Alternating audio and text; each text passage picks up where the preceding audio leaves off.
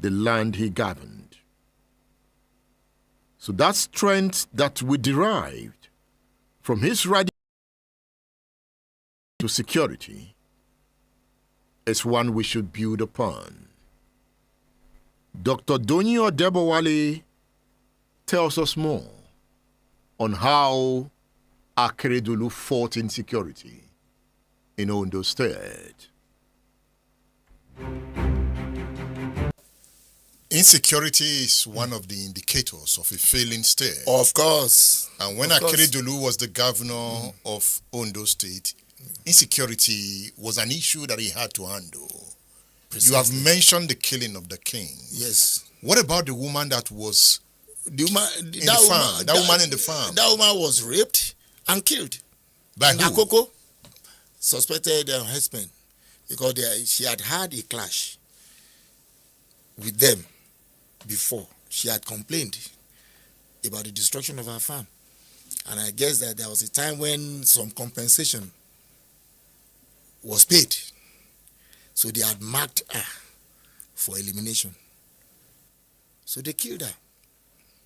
Even the local people were afraid. The local people were afraid to mention those responsible. Because if you pick them, even the police will be afraid because they will come from Abuja. That was the situation. And Aketi said, no, this has to stop. You listen to some of his interviews. When he said, oh, we are indomitable people, we don't have to be afraid. We'll get into our forest. Even forest reserve that even indigenous are not permitted to go into.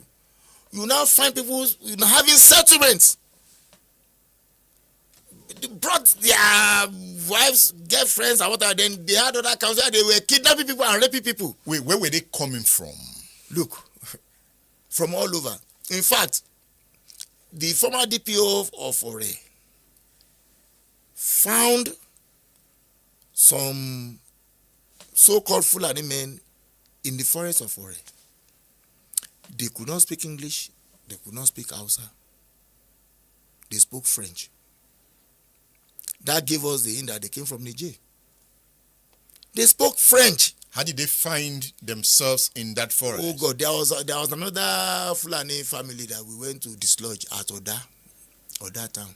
Those ones confessed that they trekked from Delta State. They were from bush to bush. They understand the bush part more than anybody. Don't deceive yourself. When you get to their settlement, you won't find one mosquito. You find the red earth, where they live. As you move out, you find insects attacking you. They are everywhere. Don't let nobody deceive you. So we found them in our forest reserve, and we asked them to leave. They said it was they were the first to settle there. They still had this primordial mentality. Now they made the place a virgin land, and God is the owner of the land. That God is the owner of the land. Yes. That was what they told us. They were so confident. And that gave us the impression that some people were actually supporting them. So we were not surprised when Garba Shehu now came out and said they had the right to live anywhere. Even Niger, people from Niger. How more irresponsible could anybody have gotten? He said that. So Aketi was going to say, no, Aketi, leave me with this one now. And Malami was talking about the legality when the issue of Amotekun now came up. Malami was now saying Amotekun was illegal, was an illegal body. Meanwhile, Hisba that Ganduje formed, the Hisba police breaking bottles, doing all of this, arresting people from hotels, flogging people on the road, cutting people's hair. That was legal. So it was at that time I said, no, we must. So we got talking. I was in Aketi's office. Dare Aragbaye was there. And where's I've forgotten we were about 3 or 4. So he was pained when they gave him the reports of this, deaths. And the fact that those who were doing it were not arrested. Then Garba Shehu supported them, Malami supported them. Then Malami was the Attorney General. Under Buhari, yeah. He supported them. So we now resort to, and the fact that those who were doing it were not arrested. Them Buhari, yeah. to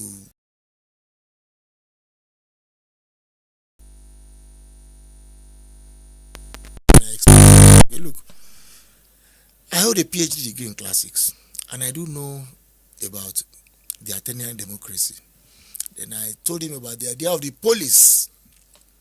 That it's a misnomer for you to have a country as large as Nigeria and you have one police command, central command. You are deceiving yourself. James Ibori was arrested by Metropolitan Police. That was a county police. In Nigeria, nobody could pick him. They killed Bola Ige. Cracked the. Have they found the killers now? Have they found them now? State Affairs with Edmondo Bilo is live. Were some of them arrested in the forest? Oh, me mean the Fulani. Yes. Yes. You saw their guns. Let's leave. Why? Why do you want to leave it? You don't want to talk about it. Not Because at some point, Not now. Akeredolu ordered all of them to leave the forest reserve. Oh, we forced them out. Yes, You forced them out. we did. How did Buhari take it? He didn't like it. And by conduct, when after the election of Akeredolu second time, the other candidate, Ibita or Jegede, went to court. He went to the tribunal, and we had the impression that they supported him. They wanted Akeredolu out? They did. They wanted him out. Some northern governors and... I won't say northern governors. Or the presidency. That would be unfair. Presidency. And those, certain people, they were not happy with him. So by this time he had offended them. He had. His utterances were hard. He had offended them. He was like the leader of the Yoruba nation. I want to suspect that he offended Ganduje too, the current APC chairman. Yes.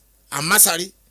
And all of these people, because he actually mentioned the fact that Masari was negotiating with bandits, and he stood by them. They had weapons, military assault weapons. We saw a lot. They attacked us at our war. They killed people. Then they later found those who killed them. What is happening to the case now? Those who went to kill at all. So that's part of... Fasoroti's daughter was killed. Yes, by Adamu, the former PRO of Mietiala, Ondo State branch. Yes. And, it's so interesting. Before, anytime there was a meeting between the government and Mietiala or whatever group, this Adamu will be the one to emphasize the fact that they had the right to live anywhere, that nobody, even when there was no need for such. Some of us even have them as members of our family. So let nobody now begin to confuse us. It is a fact that majority of the kidnappers, so if we're talking about this resurgence, majority of them are Fulani. We have local kidnappers too. Those who look at what happened in Ekiti. Many of those caught in Ekiti were not Fulani. They were indigenous of Ekiti. And those who came from Edo or Anambra and this Ijebu, those caught came from Anambra. Then in Ogun State, the indigenous of Abeokuta and Ijebu like that. But majority of those caught so far. I listened to you at a recent press conference. Yes. When Itasa people complained about illegal mining. Illegal mining at Itasa. You made certain statements. Yes. Yeah. There's this resurgence of bandit activities now in the southwest. It's even more intense around the Ondo axis. Yes. Yeah. Why do you think there's a resurgence? You would say now, at some point, we're pointing fingers at Buhari. Yeah. Tinubu is the president. Yeah. So why is there a resurgence? Maybe politics. Maybe they want to make a statement. People are, realigning. They are doing this. But you see, for as long as you have the Ministry of Solid Minerals issuing licenses to individuals to go into communities to start to mine, and these individuals don't even use the indigenes of those communities, they bring in their miners. And because they control territories, with other miners, they bring in weapons to assist them. We will continue to have problems. During COVID, when we said no, there should be no movement, we arrested some men who were going to Elisha. They said they were going to Elisha. They were arrested. They had weapons. Young men, they are everywhere. Let nobody deceive himself. And it's another thing you have to know. You see, the local elites are involved with this mining thing, as many of them are also the owners of the cattle that is Fulani rare. Are traditional rulers conniving? Most of them are conniving. In fact, mining in Elisha and its environs, there is this allegation that certain traditional rulers are involved. They bring in Chinese, and Chinese bring in these Almanjiri people. They give them weapons. So when they are not mining, they are riding Okadas, and when they are not riding Okada, they are kidnapping. Then you see, have you seen a pattern? If you see any truck bringing in foodstuff into any community, you find young men sitting on top of this truck. They bring them in at night. In the morning, they are already riding Okada, given to them by those who are already settled in those ways. Nobody provides them any accommodation, no toilet facilities, no food, nothing. They are to besiege the unfortunate village or town. In Ondo, you were in charge of registering Okada at some point. Yes. What did you discover? No, we discovered that, you see, because we were working with the other security agencies, so they advised us on how to design the form. We captured the biometrics, the picture, then we insisted on physical address. Then we said they must bring NIN. So when we started, majority of those who came in with no fixed addresses had NIN. And many of them who came from Niger Republic. They had NIN. They had NIN when it was difficult for our children to even get NIN to write JAMB. How did they get it? Only they could explain. So it was at that point that we became alarmed. Then the then director of SSS, Jonathan Kure, now called us and said, look, this NIN thing was not difficult to get at the northern part. That they just give them. But it was difficult here. More than difficult. It wasn't difficult there. It was as if it was designed to punish us there.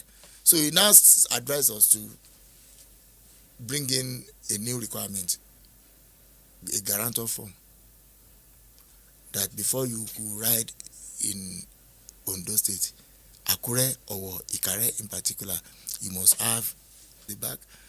We'll get the identity of the machine, the owner, and the person, the rider. Aketi took security seriously. He did. And he stood his ground. He never minded. At some He even told them he didn't mind losing. He didn't mind no second. He had a second address because they were threatening him with second term. State Affairs with Edmondo Bilo is live.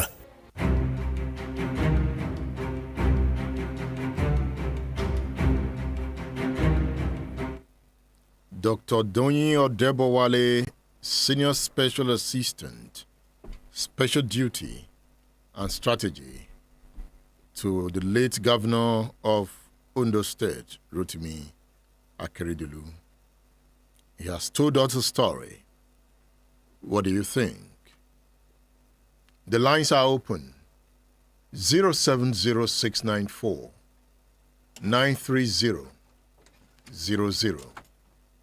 That is 070694 930 00. You can also call 070144 757 70. That is 070144 757 70. I am on Splash FM Facebook page. Good morning. Good morning to you, Edmund. Yes, good morning. Yeah, this is the voice of Compassion. Thanks for reading my message on Facebook. Thank you. You see, the problem of insecurity is a very deep one. Can you please turn down the cannot- volume of your radio set? Clearly. Hello? Is it clear? All right, go ahead. Okay, let me talk. Okay, you see, it's a very deep one. Take, for example, the problem of this country. Before we can solve it, number one, we lack good representation. The people representing us at the National Assembly, to me as a person, they are not went to that place in the interest of the masses. They went to the chambers for their own parochial interest. Now, two, the Constitution. The 1999 Constitution of the Federal Republic of Nigeria is a highly primitive one. The Constitution that allowed, it might not be allowed then, but how many bandits are being apprehended and prosecuted by government since? Then why the 1999 Constitution does not allow the Amoteku to carry sophisticated weapons? Why? Then the people representing us there as legislators, can't they say that there's a problem in that Constitution, the lacuna in the Constitution? Why can't they amend it or discard it? Is it the best way to represent the people? It's not. And that's why it's very difficult. Hardly I will see Omobasho blaming the Mr. President or Shimakli of Oyo State. Simply because what do you expect from the country where the legislative chamber and the judiciary have been caged by the executive, even this at the state level? You don't expect anything than bad governance there. That is the best truth. The people representing us are the problem and the Constitution itself. A nice day, my brother. This is the first of Omobasho. Thank you. Thank you for calling the radio station. The lines are open. Let's hear from you. Good morning. Hello. Hello. You see. Hello, good morning. Yes, good morning. My name is Dada Maruf Martin. Go ahead and make I'm calling all the way. I'm calling all the way from Ondo Street in Ondo State. Thank you. Edmond Obilu. Akeredolu is a special man, a special governor. He takes everything very well, whatever he wants to do when he was alive. On the issue of security, Dr. Debowale, he has said everything. My office happened to be the place that was used to register all the Okada.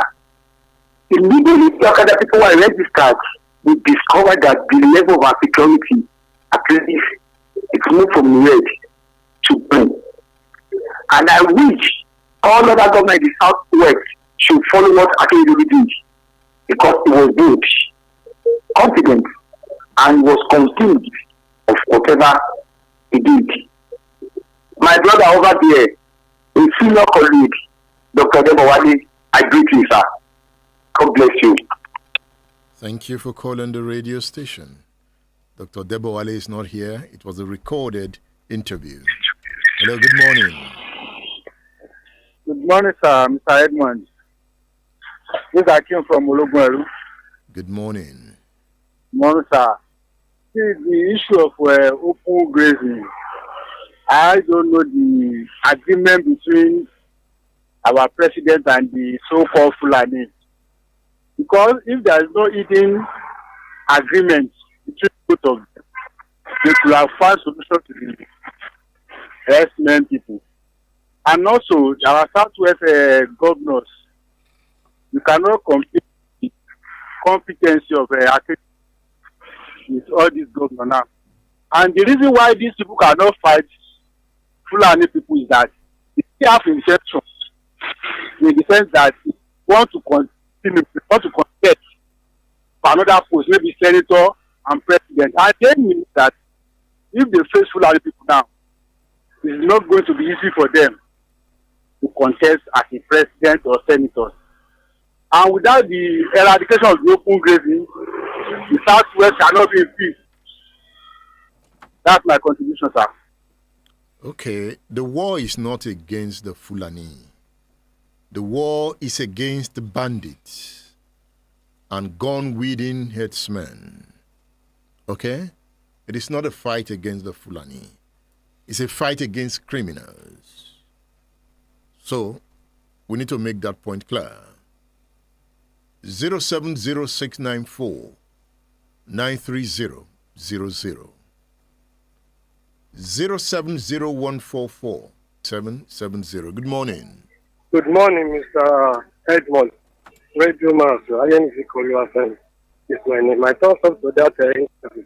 You see what are we saying this morning? When you make security to be political, this is how it should be. And what are we saying concerning the insecurity? The government of Buhari will begin to point finger on him. Who are we pointing finger to now? Because it's our local and here and there kidnappers. Who are we pointing fingers to?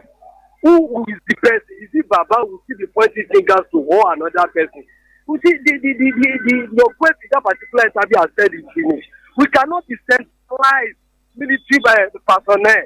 Just armed security. We cannot. It has to be decentralized before we can fight in the security.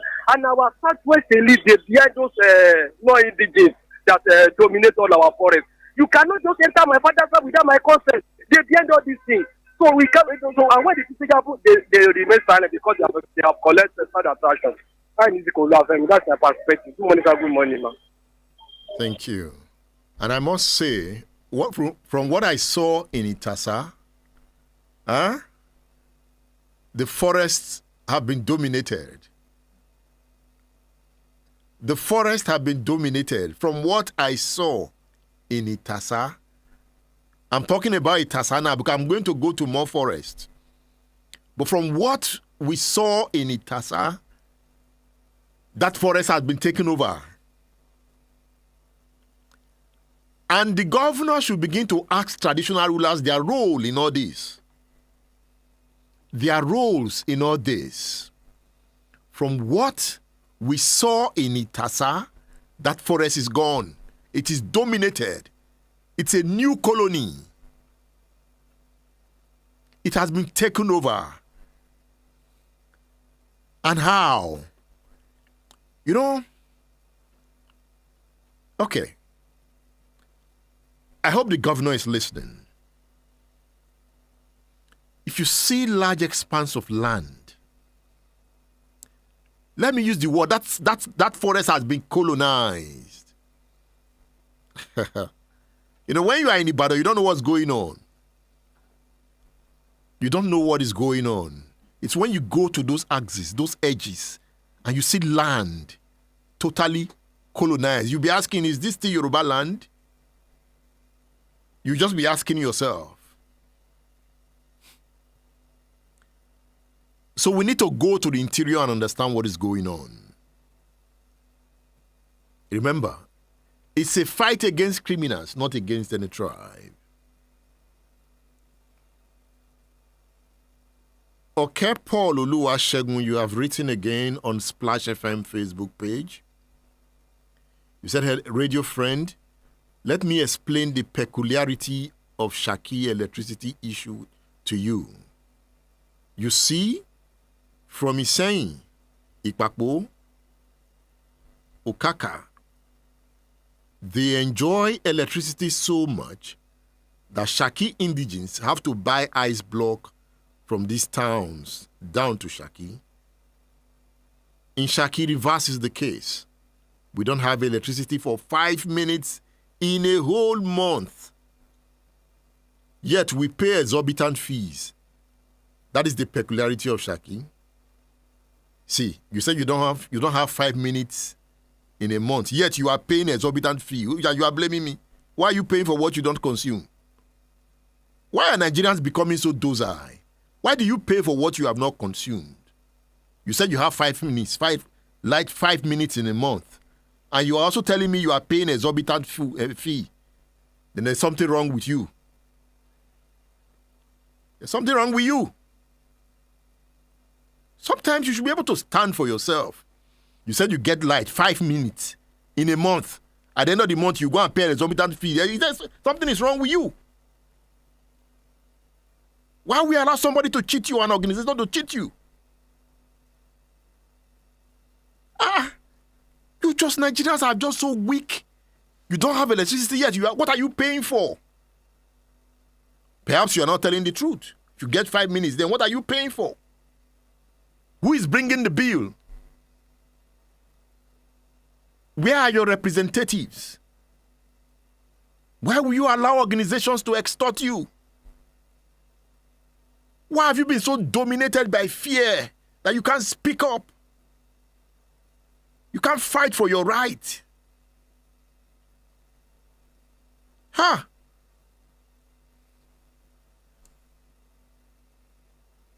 Okay. Omotayo Malik. It's on Splash FM Facebook page. It says another election is around the corner, and it's high time we throw their bags of lies and deceit back to them. These people are a set of professional corrupt leaders. Okay, enough is enough. Okay, enough is enough. All right. Isa Yunus Ishola, good to have you on Splash FM page on Facebook. Adewale says Nigeria is long gone. The colonial masters are not letting go, and the people they enslave are running back to them to supply more slaves to them by Japa approach. Oluseyi Akiyonshun says, until people start protecting themselves, we are all going to be wiped out. It has on my mind. And from my investigation, there are many forests in Yoruba land that have been dominated. You heard from Dunyo Debowale there. And it's increasing by the day. By the day. If you listen to my interview with the commandant of Amotekun, Colonel Olayinka Olayanju, you understand more. Who is Gloria Okon? Gloria Okon. Let's look at the Gloria Okon story. Gloria Okon. Gloria Okon, where have you been? Are you still alive? See, when General Ibrahim Babangida overthrew General Muhammadu Buhari, he gave reasons why he did that. Power is an elusive force. Power is desired, power is pursued, and sometimes power is seized through force. Yet those who hold it often find themselves at the mercy of the very system they command. Nowhere is this paradox more evident than in Nigeria's military era, where a cycle of coups and counter-coups shaped the destiny of the Nigerian state. Nigeria has a long history of military rule. Between 1966 and 1999, Nigeria was mostly under military control. One coup after another shaped the fate of the nation. On the 1st of January, 1984, the military overthrew the civilian government of Shehu Shagari. A group of senior military officers took over power. Their leader was Major General Muhammadu Buhari. His deputy was Major General Tunde Idiagbon. Among the officers who helped remove Shagari was General Ibrahim Babangida. He was rewarded with the powerful position of Chief of Army Staff. The struggle for power was not just about governance. It was about survival. Each leader knew that beneath the surface of loyalty, ambition brewed. Trust was a luxury. The gun, not the ballot, decided leadership. Buhari's government was strict, very strict. His military rule was marked by rigid policies and a harsh war against indiscipline and corruption. General Buhari jailed politicians and clamped down on press freedom. His deputy Tunde Idiagbo was powerful and feared. Many believed that Idiagbo had more control over the government than Buhari himself. The military elite was not happy. Even Babangida, the chief of army staff, who helped bring Buhari to power, felt sidelined. Babangida wanted influence. He wanted control. Babangida was patient. He watched. He planned. And on the 27th of August 1985, Babangida struck. Without firing a single shot, he removed Buhari from power. There was no bloodshed. Having removed Buhari from power in a palace coup, Babangida came on radio. He told Nigerians why he removed Buhari. He says, Buhari was too rigid. He refused to listen. He did not understand that Nigeria is a diverse country. We needed a leader who could unite us, not divide us. That was the reason Babangida gave for toppling the military government of Muhammadu Buhari. In his book entitled A Journey in Service, an autobiography, Babangida makes the point. I read, are you in class now? It is reading time. We want to know who Gloria Okon is. So let's get her. Let's find her. Babangida in his book says, my predecessor in office, Major General Muhammadu Buhari, and his deputy, Brigadier Tunde Idiagbo, had separated themselves from the mainstream of the armed forces by personalizing what was initially a collective leadership. They both posited a holier-than-thou attitude, antagonizing the civil populace against the military. Fundamental rights and freedoms were being routinely infringed upon and abused.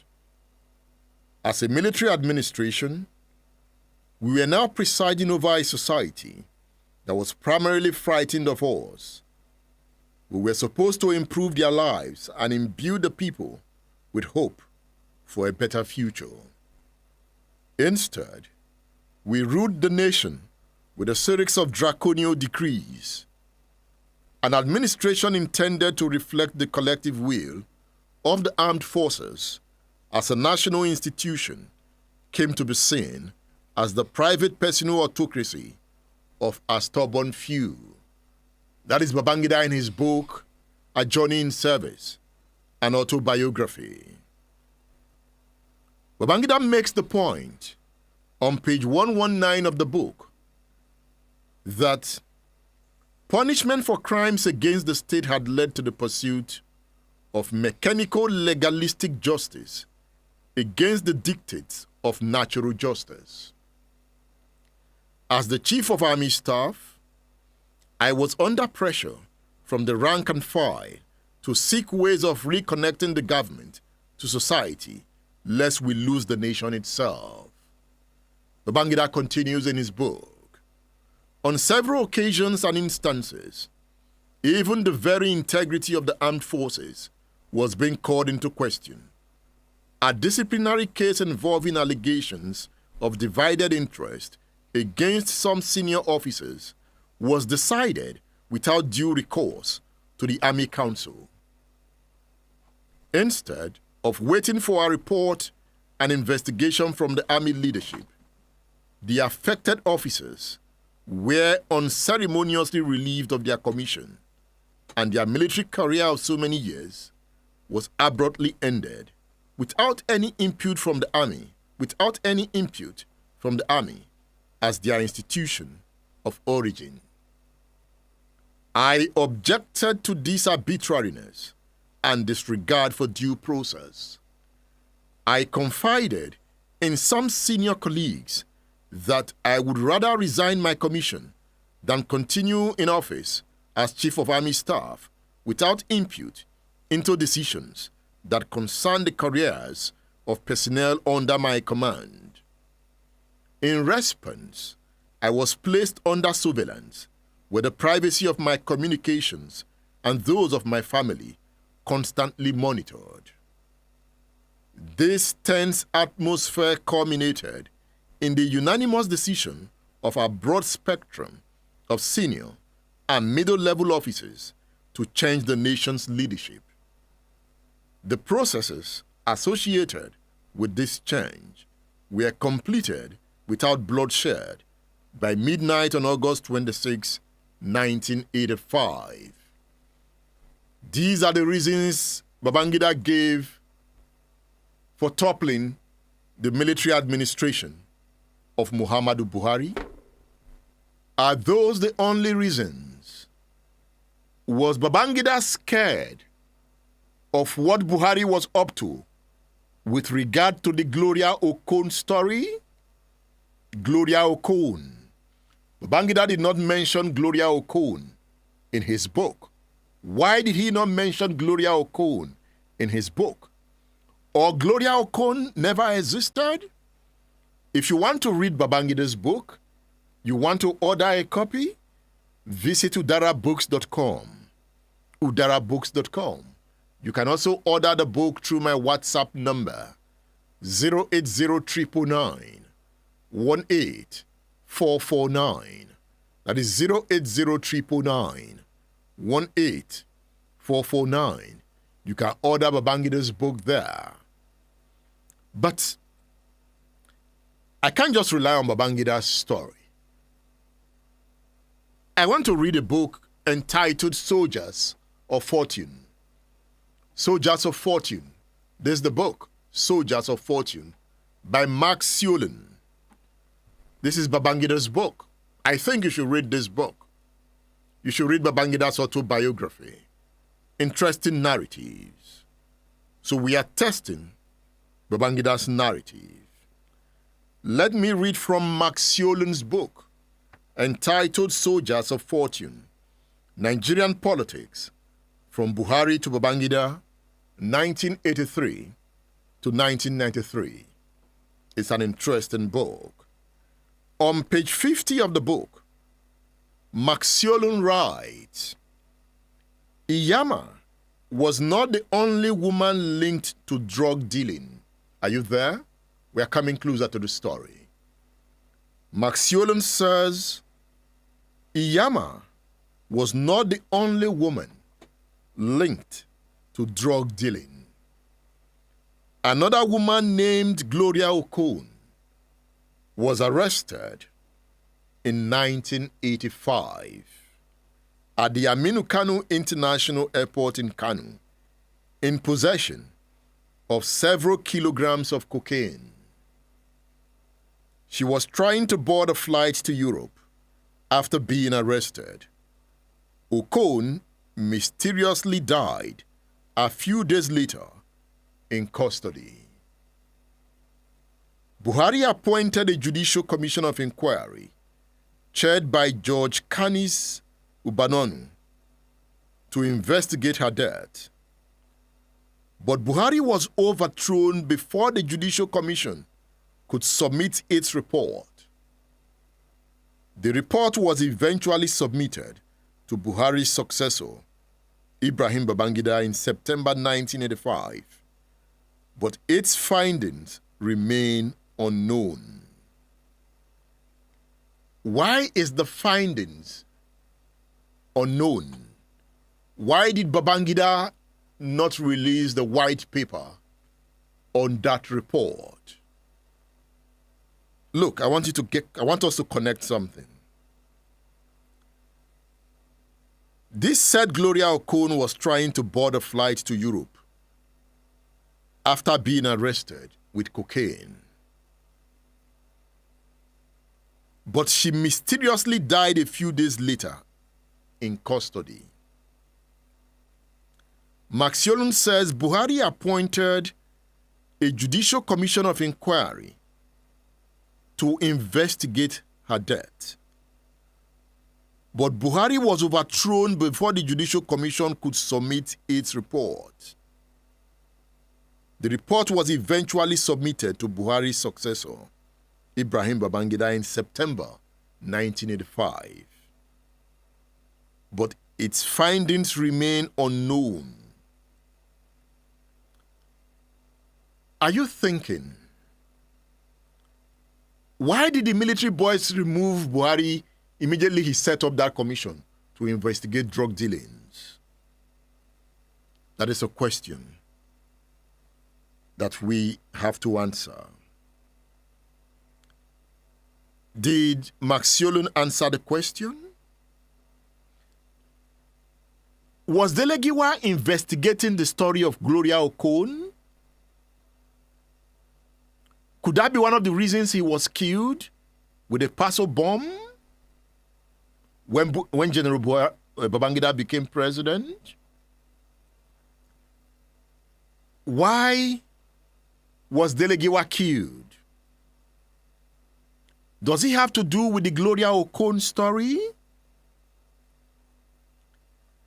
You see, this book, Soldiers of Fortune. This book, Soldiers of Fortune, is a book you should have in your library. It is detailed. It is an easy read. The years between 1984 and 1993 were momentous for Nigeria. Military rule crafted the conditions and character of today's society. So if you read this work, you would understand why we are coming from where we are coming from.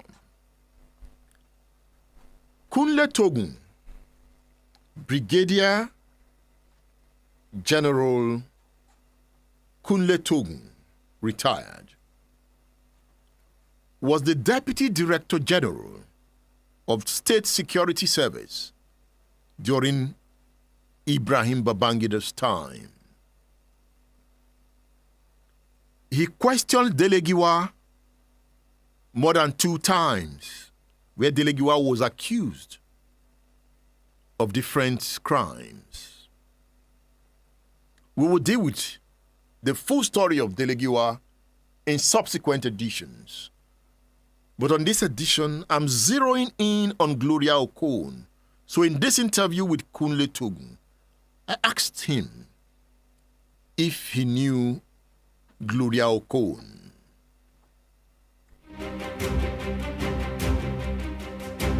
Was there any Gloria Okon? I don't know. You heard of Gloria Okon? It was the journalist that started shouting about one Gloria Okon. I don't know anything about Gloria Okon. But what I said was that Dele Giwa went to UK and the airport and other people were saying that, and I said, how can Dele Giwa go to Britain to investigate something? And Akeredolu claim he doesn't know anything about it. And the airport doesn't know. He cannot go there. And Akeredolu is their bureau chief in London. How can Dele Giwa go be in London, say he's investigating something, and he will say he doesn't know anything about it? So what did they say he went to London to do? That's why I said they should ask them. They cannot claim to say they don't know. No, what do you think he went to London to do? I don't know. Was it about Gloria Okon? I don't know. They said Gloria Okon was a drug peddler. That was their own allegation. It is in Ganifa Emi's memo to put up panel. That? It is in Newswatch memo to put up panel. That there was a Gloria Okon? Yes! Who was peddling drugs yes, for Babangida's wife. Right? Mm-hmm. And she was arrested at some point.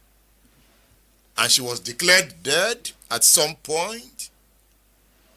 But Dele Giwa and Co got to know that she wasn't dead, that they've smuggled her out of the country and she was somewhere in the United Kingdom. Was it why Dele Giwa traveled? I don't know. But as an intelligence officer, I think you should know. As an intelligence officer, come. This Dele Giwa's issue is not what I'm going to sit down on forever. It's not. I'm coming. As an intelligence officer, it happened. I've been cleared by the court. So should I now start investigating, okay, what is this one going to do there? That's not my business. State Affairs with Edmondo Bilo is live.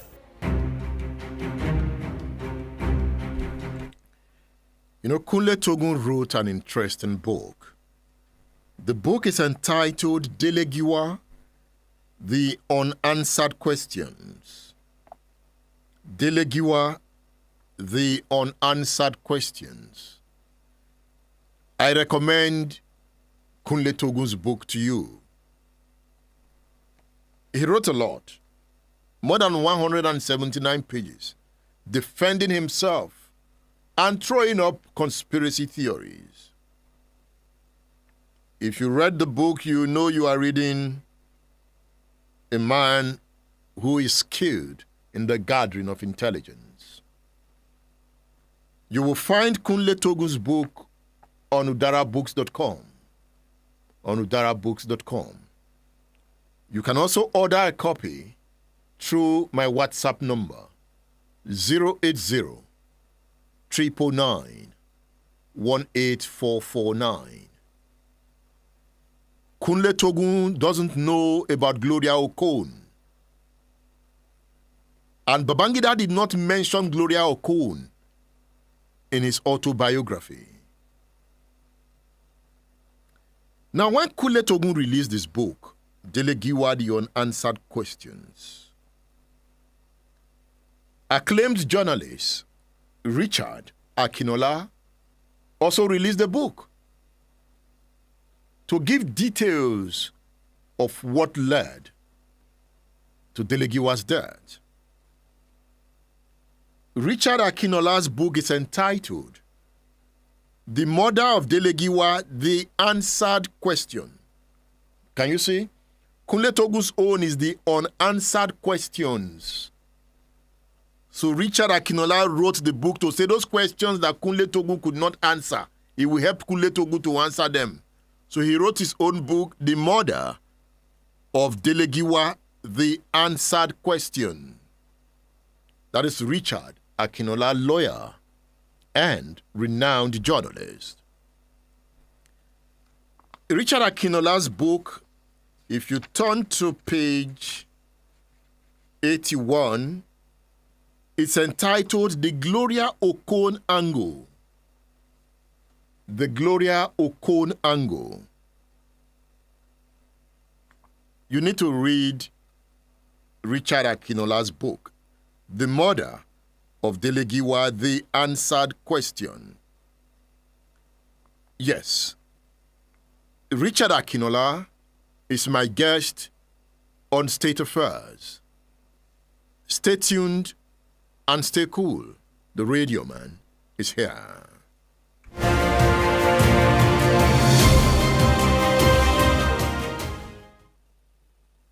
State Affairs with Edmondo Bilo is live. Stay tuned. Splash FM 105.5.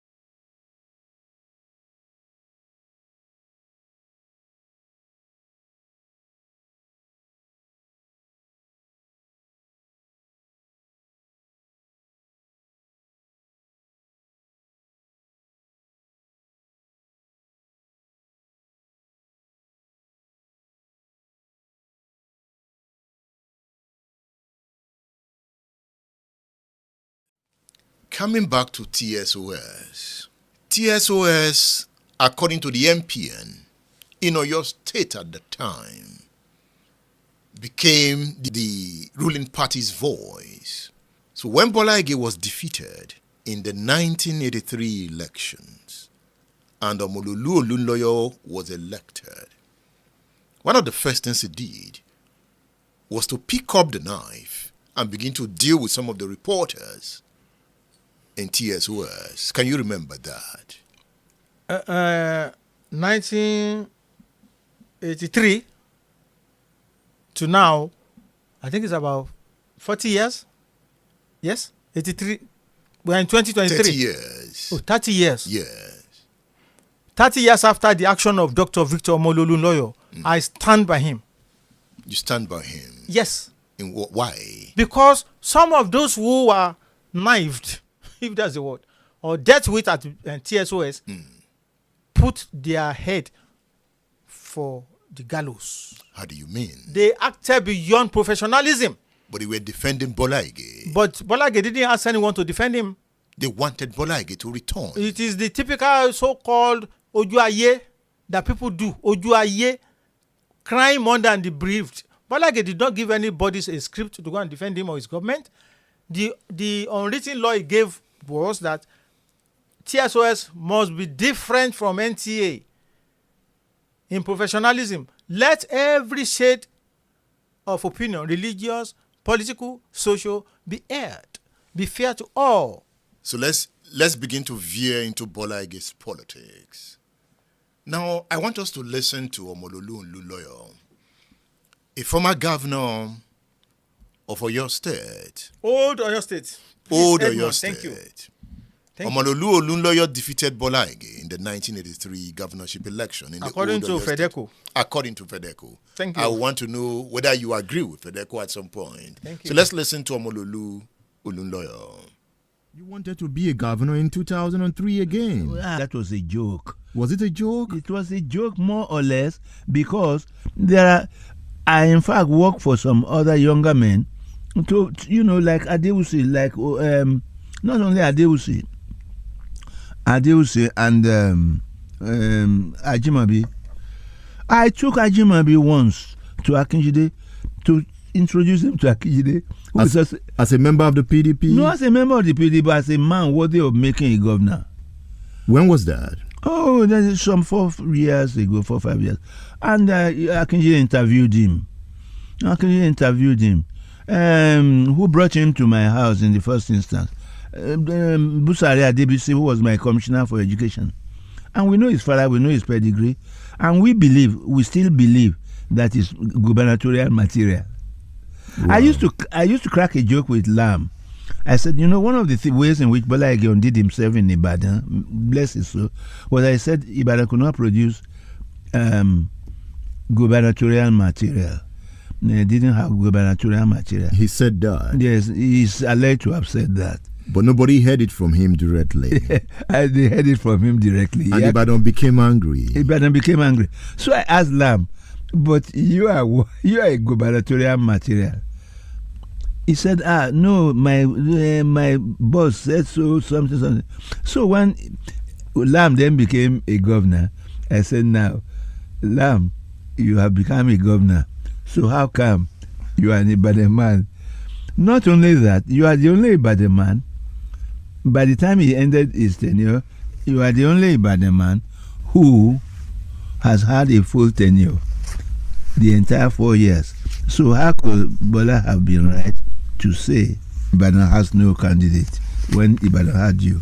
State Affairs with Edmondo Bilo is live.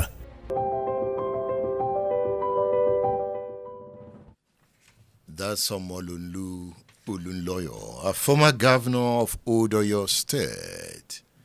Femi Labi says 1983 is 40 years ago. Yes, Femi Labi, thank you for that correction. Thank you. So it's 40 years ago. 40 years ago. Not 30 years ago. No, 40. Yes, 40. You heard Omololu Olunloyo there. Yes, I heard him.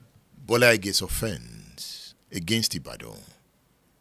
At what point did you become the press secretary? Thank you very much. February 1983. Why at that time? Because it was close to the election. Yes, because they said Chibolagi. It's not they said. Chibolagi had run into a stormy weather with Ibadan people. How?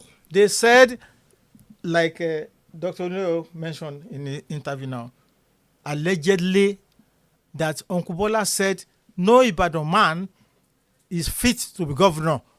That the best Ibadan man could do was to be a taxi driver or a butcher.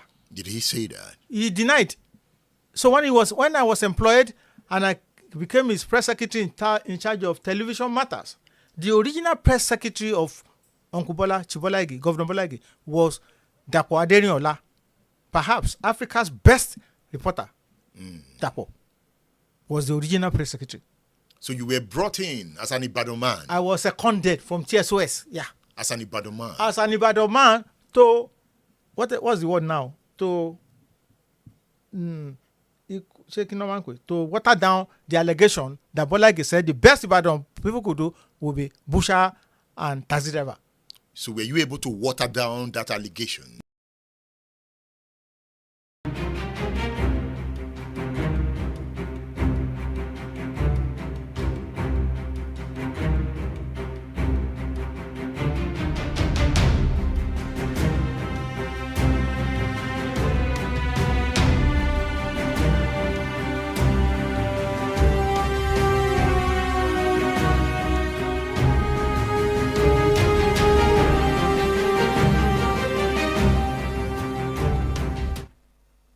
Is making me laugh here.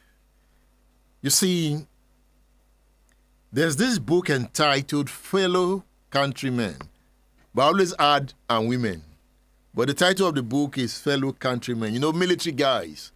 Then when they want to announce coup, they just come fellow countrymen and women. We have taken over. So this book is entitled Fellow Countrymen, The Story of Coup d'etats in Nigeria. It's a book written by Richard Akinola. I recommend this book to you. Get your copy on udarabooks.com. You can also order through my WhatsApp number, 080-309-18449. I have recommended Babangida's book to you, A Journey in Service, an autobiography. I've recommended Kunle Togun's book to you, Dele Giwa, The Unanswered Questions. I am now recommending Fellow Countrymen, The Story of Coup d'etats in Nigeria. I have recommended another of Richard Akinola's book, The Murder of Dele Giwa, The Answered Question. The Answered Question. In this book, Richard Akinola talks about Gloria Okon. Richard Akinola, acclaimed journalist on state affairs.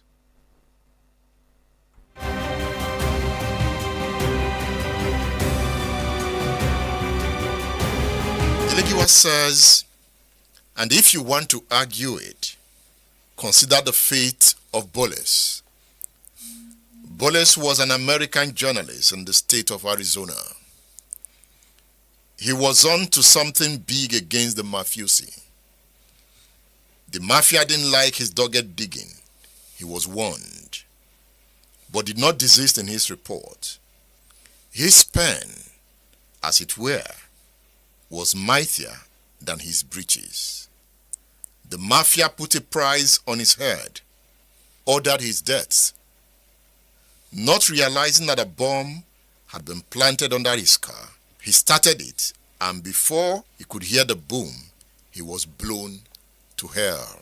Why did you bring this part of Delewa's article? Because that's like a similar thing that happened.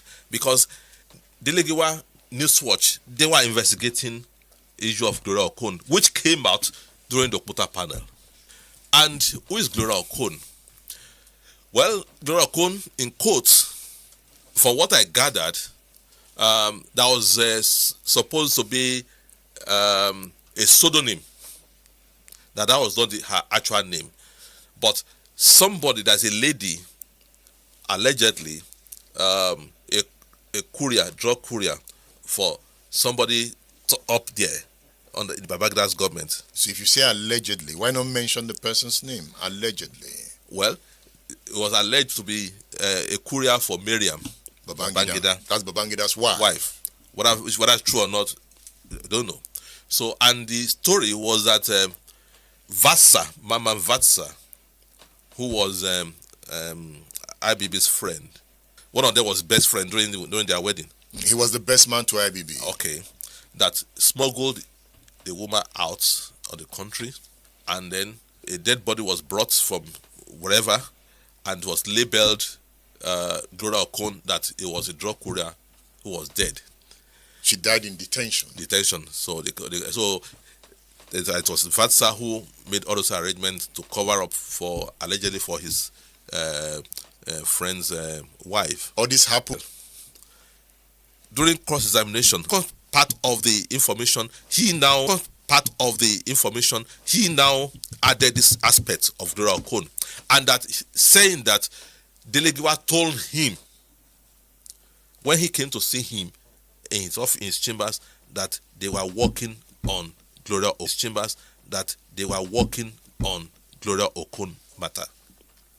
matter. And again it came on during the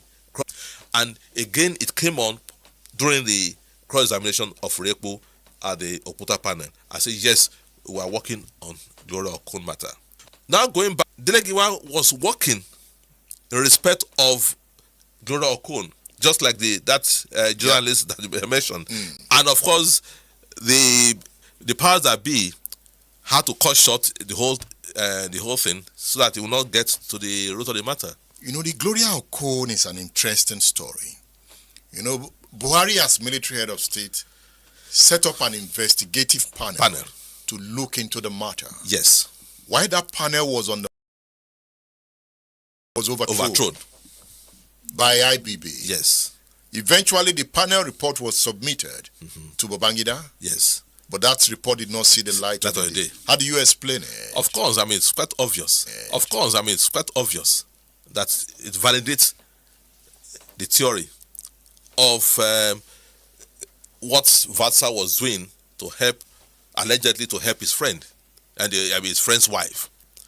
And of course, I mean, there's no way I expect IBB to have released a report. I mean, if something doesn't favor you, and there's no way you can release the report. You know, in this book, IBB gave reasons. Release the report. You know, in this book, IBB gave reasons. In this book, Ajoni himself. All straight, both Buhari and Diagbon. While IBB, in quotes, what you call Jai officer that, had jazz. When you see a person like that coming after you, you have to move fast and get him out of the way.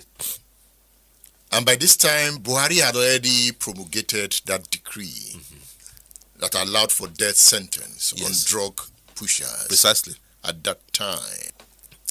And I think they were dead, but because of the velocity of the bullet, Bartholomew was, each time the bullet came, it was shake as if he wasn't dead. Meanwhile, it was the velocity of the bullet. So when they now finished the first round, and the commander asked all the soldiers to face him. And you were watching. A female journalist collapsed. Remy Odukoya. That was brutal. Collapsed. That is horror. Yeah. So when those three drug pushers were executed, and so Gani said that it was against because the terrible thing that drug was doing to the society. I said it was right, and I said, Chief, no, for the first time I'm going to disagree with you publicly. I said, look, you can't be validating a retroactive decree. So I was against that. That was the first time me and Gani, as close as we are, I've known Gani since 1974. So, but we were very close, but I disagree with you on that one. And that was the atmosphere in the country when the Gloria Okon subject precisely came up. Precisely. So it sent fear into every drug courier. So subsequently, because of the outcry, they couldn't execute. Even when they condemned some other drug couriers, they just committed a death sentence to life imprisonment. So obviously, Dele Giwa was investigating the Gloria Okon saga. Yes, exactly. He went to London at some point. Yes. Was it to investigate the Gloria Okon? Perhaps, I wouldn't know. Maybe. Sorry, that perhaps that Kayode brought the report of his investigation to Dele Giwa. Perhaps, I didn't discuss the Kayode, so I wouldn't know whether that is true or not, that he brought the preliminary report to Dele Giwa. This Gloria Okon, does Gloria Okon really exist? Is there a Gloria Okon? No, Gloria Okon is a pseudonym just given to a dead body as a decoy.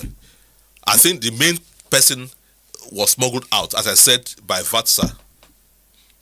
And it must have been Vatsa that gave that name Gloria Okon? Precisely.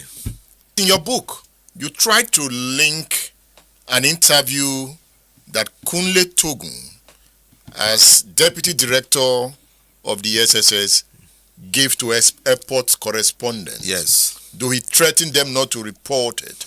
Yeah. Where he said if we have agreed on something, it should be an agreement. Nobody should try to blackmail the government. That I'm an expert in blackmail. That is an expert in blackmail. You linked that airport conversation to the Gloria Okon matter. Yes. How? How is it linked? Well, it's a possibility, because normally it happens, even up to now, security agencies call editors for security briefings that's off record, just to let them know what's happening in the country. Like, for example, now that all these things are happening in Benue, Plateau, I wouldn't be surprised that if the NSA will call editors, gentlemen, this is what's happening, these are finding, but this just you have a background information so that when you handle some of these stories, you know what is actually happening. But it is off. You brief, security agencies brief editors on issues and off record. So, and at that time, there was, according to Brigadier Togun, that they call editors that if they had any injurious story against the government, they should let them know. So, and the allusion it was given that, okay, nobody can come and blackmail us. Guess what? The person who actually recorded that informal discussion at the airport was Onuka Badinojojo, who was the Guardian's airport correspondent of blessed memory. But Togun denied that conversation ever took place. Of course, you expect him now. No, Baba is an intelligence officer, so of course he will deny it. State Affairs with Edmondo Bilo is live.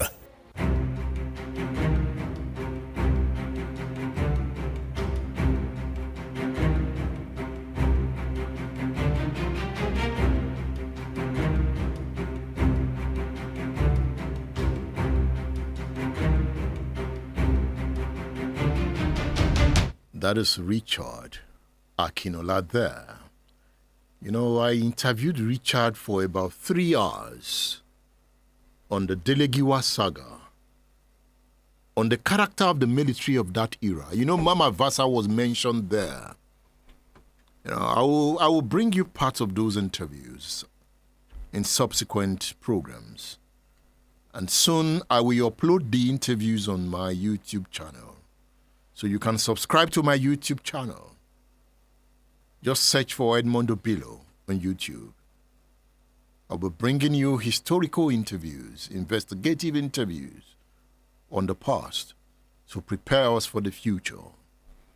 So Richard Akinola is the author of the book, The Murder of Dele Giwa, The Answered Question. I'll be back after this break. Stay tuned.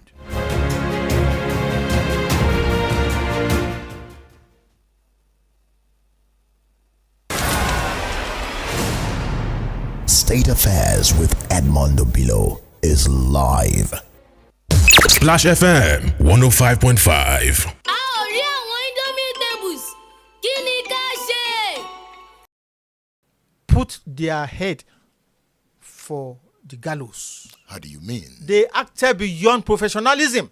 But they were defending Bola Ige. But Bola Ige didn't ask anyone to defend him. They wanted Bola Ige to return. It is the typical so-called Ojuaye that people do. Ojuaye, crying more than the bereaved. Bola Ige did not give anybody a script to go and defend him or his government. The unwritten law he gave was that TSOS must be different from NTA in professionalism. Let every shade of opinion, religious, political, social, be aired. Be fair to all. So let's begin to veer into Bola Ige's politics. Now, I want us to listen to Omololu Nluloyo, a former governor of Oyo State. Old Oyo State. Old Edmond, Oyo State. Thank you. Omololu Olunloyo defeated Bola Ige in the 1983 governorship election. According to FEDECO. According to FEDECO. Thank you. I want to know whether you agree with FEDECO at some point. Thank you. So let's listen to Omololu Olunloyo. You wanted to be a governor in 2003 again. But that was a joke. Was it a joke? It was a joke, more or less, because I in fact work for some other younger men, like Adewusi, not only Adewusi and Ajimabi. I took Ajimabi once to Akinjide to introduce him to Akinjide. As a member of the PDP? No, as a member of the PDP, but as a man worthy of making a governor. When was that? Oh, that is some 4 years ago, 4 or 5 years. And Akinjide interviewed him. Who brought him to my house in the first instance? Busari Adebisi, who was my commissioner for education. And we know his father, we know his pedigree. And we still believe that is gubernatorial material. Wow. I used to crack a joke with Lam. I said, one of the ways in which Bola Ige did himself in Ibadan, bless his soul, was I said Ibadan could not produce gubernatorial material. They didn't have gubernatorial material. He said that? Yes, he's alleged to have said that. But nobody heard it from him directly. They heard it from him directly. And Ibadan became angry. So I asked Lam, but you are a gubernatorial material. He said, no, my boss said so, something. So when Lam then became a governor, I said, now, Lam, you have become a governor. So how come you are an Ibadan man? Not only that, you are the only Ibadan man.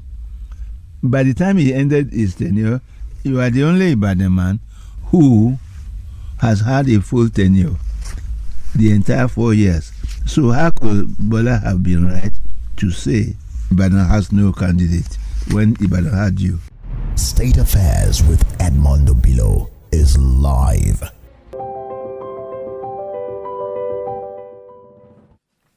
That's Omololu Olunloyo, a former governor of Oyo State. Femi Labi says 1983 is 40 years ago. Yes, Femi Labi, thank you for that correction. Thank you. So it's 40 years ago. 40 years ago. Not 30 years ago. No, 40. Yes, 40. You heard Omololu Olunloyo there. Yes, I heard him. Bola Ige's offense against Ibadan. At what point did you become the press secretary? Thank you very much. February 1983. Why at that time? Because it was close to the election. Yes, because they said Chief Bola Ige. It's not they said. Chief Bola Ige had run into a stormy weather with Ibadan people. How? They said, like Dr. Ondo mentioned in the interview now, allegedly that Uncle Bola said no Ibadan man is fit to be governor. That the best Ibadan man could do was to be a taxi driver or a butcher. Did he say that? He denied. So when I was employed and I became his press secretary in charge of television matters, the original press secretary of Uncle Bola, Chief Bola Ige, Governor Bola Ige, was Dapo Aderinola, perhaps Africa's best reporter. Dapo. was the original press secretary. So you were brought in as an Ibadan man. I was seconded from TSOS. Yeah.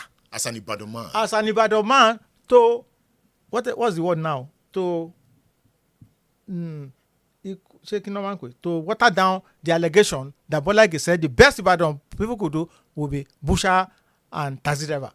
So were you able to water down that allegation? Yes, I did. To my best, Femi Makwaderun is now the head of IBR, Independent Business Radio. Yeah. Is a living witness. Because when we were employed, let me use the word, seconded from TSOSI, Femi from OYO to Uncle Bola. So how can I work with somebody I don't know his ideology, philosophy, and co? So we asked, sir, Excellency, can we have some private moments with you, sir? He said, yes. So we sat down, Femi and I, with Bola Ige of blessed memory. Sir, please, it's a great honor to be asked to come and work with you. More so somebody who has been an hero from secondary school. Sir, is it true you said the best Ibadan could do is butchering and taxi driving? And he answered, Lekon, sir, will you believe such? I am married to an illustrious daughter of an illustrious Ibadan family, a local family. You know that, your auntie? Yes, sir. I was senior prefect Ibadan Grammar School under Baba Layode, and I made my name, and I'm still making my name from Ibadan. Do you think I will ever deride Ibadan? I never said so. 1966 to 1979. Yes. Written by Major General James Oluleye. A great man. So I was asking, where is Major General Oluleye? I said he has passed on. And I said, he wrote a good book. Yes. He was doing the research in Dele Times. He was coming to Dele Times library. And he was writing the book. So he did a deep research, yes. Writing this book? Yes, he was coming to the library. 1991 and 1992. He was always at Dele Times at Akeredolu. He was coming every evening. Tell us about him. Oluleye, to me, probably I'll rate him the most refined military officer that ever emerged in this country. Maybe you may share that with another refined gentleman whom I have a lot of respect for, and that's Akeredolu. But Oluleye was not political at all. He was apolitical. He was a fine man, very honest, incorruptible, and very bold. I mean, he challenged the Obasanjo several times in the cabinet meetings and so on. I met him in 73. Baba Joseph took me to his house when he was as our chairman and I was regional editor. I found him enjoying his Guinness stout with milk. He always put milk in his stout. And you won't find him in any dirty place, you know. He was a soldier to the core. You know, was General Officer Commanding 2 Division here. Also a great disciplinarian. Self-disciplined. He also disciplined himself a great deal. He's from a family. He wrote, and I don't want had one wife, and I never saw him womanize him or running after the skirt or no. It was just decent. So are you recommending this book to Nigerians? Every Nigerian must read Military Leadership in Nigeria by Oluleye. Anything Oluleye wrote should be read by every Nigerian. He's one soldier that every Nigerian should take seriously. This is a classic. I will read it 20 times. And I brought this copy for you in case you have misplaced any copy sir. you had. Thank you very much. Oluleye should be read. Military Leadership in Nigeria, 1966 to 1979. State Affairs with Edmondo Bilo is live.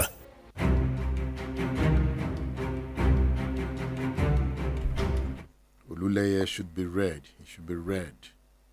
Military leadership in Nigeria, 1966 to 1979.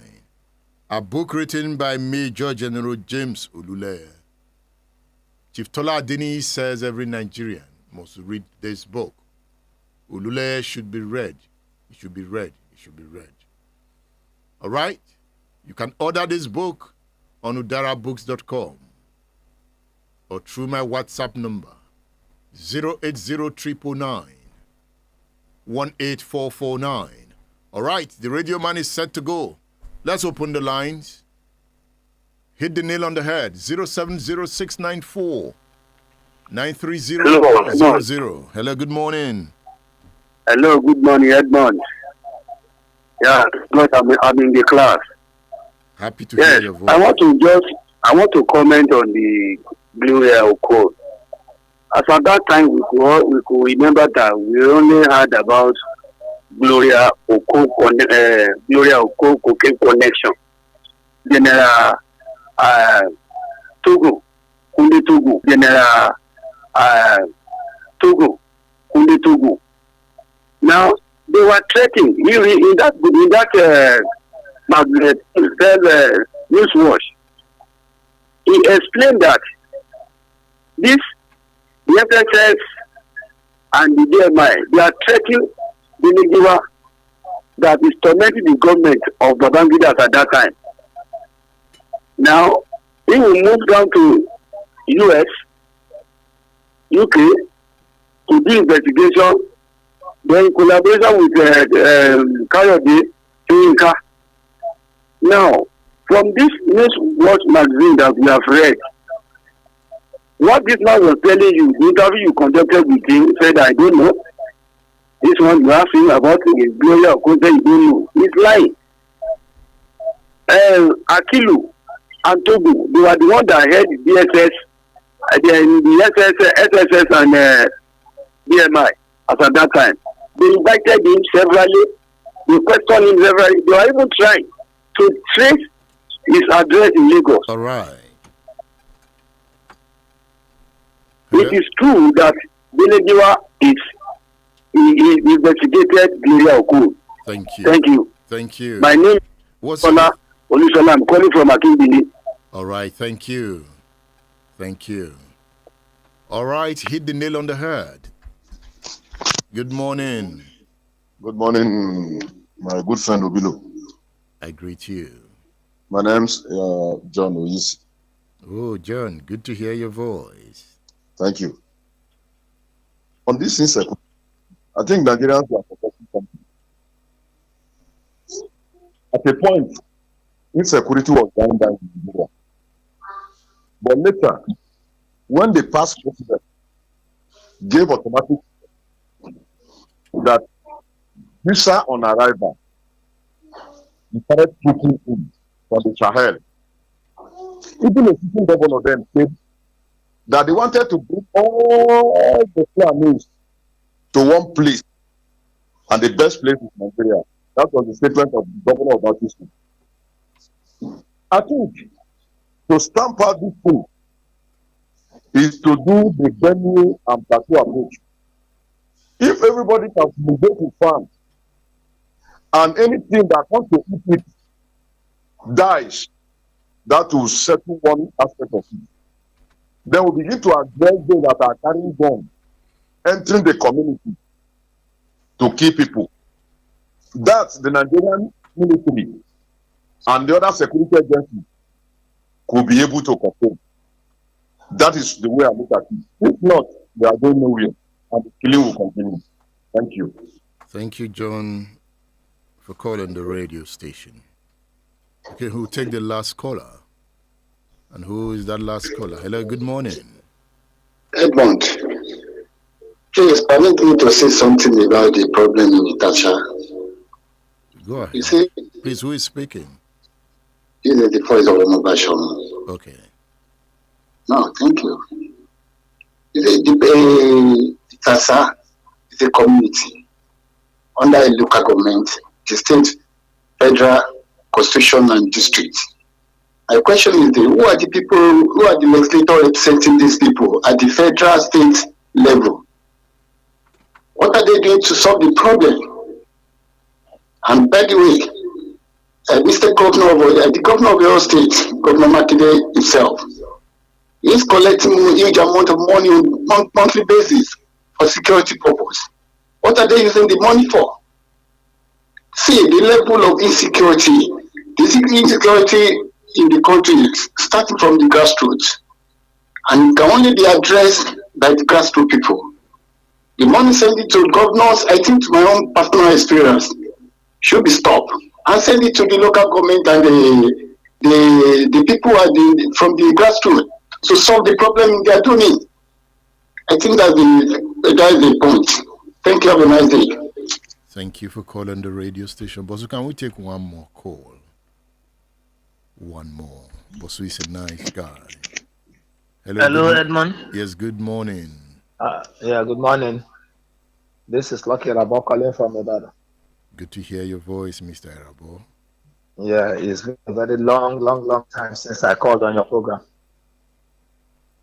Yeah, on this issue of insecurity, I am more concerned with this amnesty that government is giving in the name of repentant terrorists or Boko Haram. I don't know how they arrive at that it is only Boko Haram and these headsmen that are repentant. Nnamdi Kanu is still in detention for how many years? The government has not seen that he has repented. Even when Nnamdi Kanu has not been caught in any criminal act. So the people that are caught in criminal act, government is giving them amnesty. So I'm more concerned about that. What I think is, like in Borno now, I learned there is over 300 repentant Boko Haram members that the government is taking care of. My suspicion is that government is giving them coverage. So they, from the government house or government care, spread to wherever they are committing all this, their terrorism. Thank you. That is my suspicion. That is my suspicion. Thank you. So the names we have of this to go now. Thank you. Next week is another time on State Affairs. I am Edmondo Bilo. The next program is Ijobatiwa with Sheon Special. It is Splash 105.5 FM. The